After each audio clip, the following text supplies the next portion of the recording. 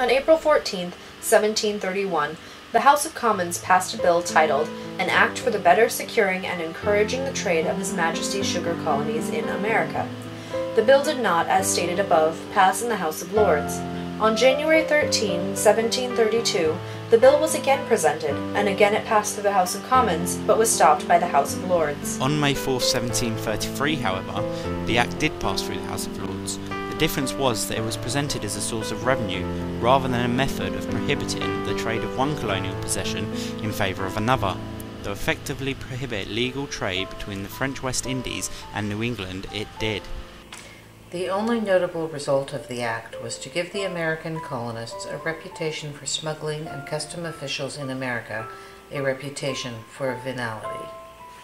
As is evident in the history of the next 3 decades, this measure, known commonly as the Molasses Act of 1733, was never keenly enforced, and the foreign sugar, rum and molasses trade continued, albeit illegally, unabated.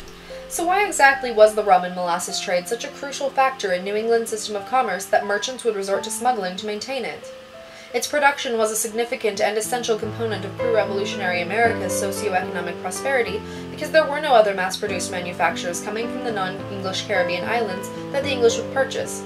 Not only this, but the molasses trade also opened and encouraged trade of other North American commodities with the Caribbean islands. Molasses was also useful as a cost-effective sweetener and of course the primary ingredient in rum. Although New Englanders did drink an exorbitant amount of rum themselves, its importance extended also to their trade. It was easy to transport and relatively cheap, improved rather than worsened when shipped, and with age.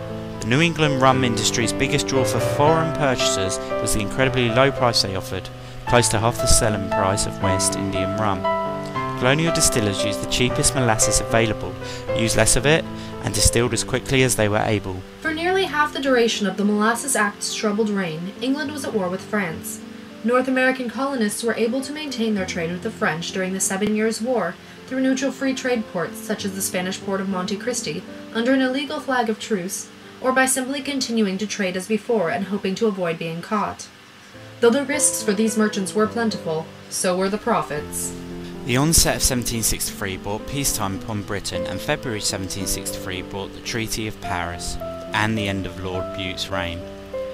He and his successor, George Grenville, intended to use the next couple of decades to rebuild England's treasury. When Grenville became the first Lord of the Treasury, immediately came face to face with a massive national debt, for which his office was responsible for eliminating. As an additional result of the war, American colonists continued to require British support and control hostile native American forces, drawing further on the empty British coffers. Grenville found what he thought would be the answer in an American revenue. In reality, not only would the result of his musings about an American revenue not raise the desired funds, it would also spark the first of several successful acts of protest by the North American colonists against parliamentary mandates. Throughout the fall of 1763, the Lords of the Treasury compiled statistics and data regarding how high a duty they could place on molasses from the French West Indies going into the North American colonies without it inciting smuggling. In other words, how high they could push the tax and still produce the most revenue possible.